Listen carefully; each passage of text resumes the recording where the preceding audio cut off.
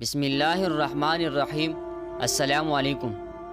ایک دفعہ حضرت ادریس علیہ السلام کام سے فراغت کے بعد بیٹھے ہوئے تھے کہ اسی وقت ملک الموت آدمی کی صورت میں آپ کے سامنے ظاہر ہوئے، اور جب حضرت ادریس علیہ السلام یہ معلوم کرنے میں ناکام رہے کہ یہ شخص کون ہے، تو اس سے التجا کی کہ وہ خود کو حضرت ادریس علیہ السلام پر ظاہر کرے، جس پر اس نے عرض کیا کہ میں ہی حضرت اسرائیل علیہ السلام ہوں۔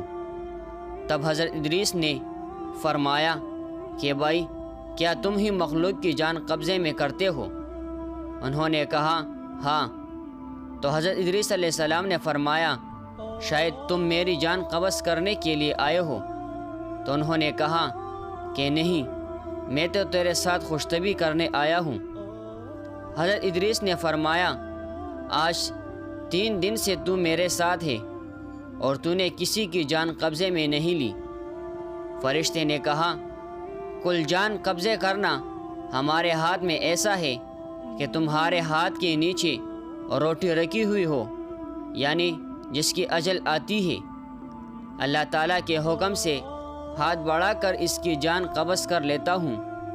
اور بولا اے حضرت ادریس علیہ السلام، میں چاہتا ہوں کہ تیرے ساتھ رشتہ برداری کروں۔ تو حضرت ادریس نے کہا کہ میں تیرے ساتھ رشتہ بردار اس وقت کروں گا جب تو تلخی جان ایک بار مجھ کو چکھا دے، تاکہ خوف و عبرت مجھے حاصل ہو اور میں عبادت خالق زیادہ کروں۔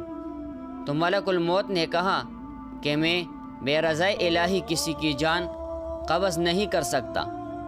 تب حضرت ادریس علیہ السلام نے خداوند کے حضور عرض کی، حکم ہوا حضرت ادریس کی جان قبض کر۔ تو انہوں نے حضرت ادریس علیہ السلام کی جان قبض کر لی۔ پھر ملک الموت نے خداوند کے حضور دعا مانگی، پھر اللہ تعالیٰ نے ان کو زندہ کر دیا۔ حضرت ادریس علیہ السلام نے اٹھ کر ملک الموت کو گود میں لے لیا، اور اس طرح دونوں کے درمیان رشتہ برداری کا ہو گیا۔ پھر ملک الموت نے پوچھا کہ تلخی جان کیسی تھی؟ وہ بولے کہ جیسے کسی زندہ جانور کی کال سر سے پاؤں تک کھینچی جاتی ہے۔ ملک الموت نے کہا اے بھائی، قسم ہے رب العالمین کی، جیسا کہ میں نے تیرے ساتھ احسان کیا ایسا کسی کے ساتھ نہیں کیا۔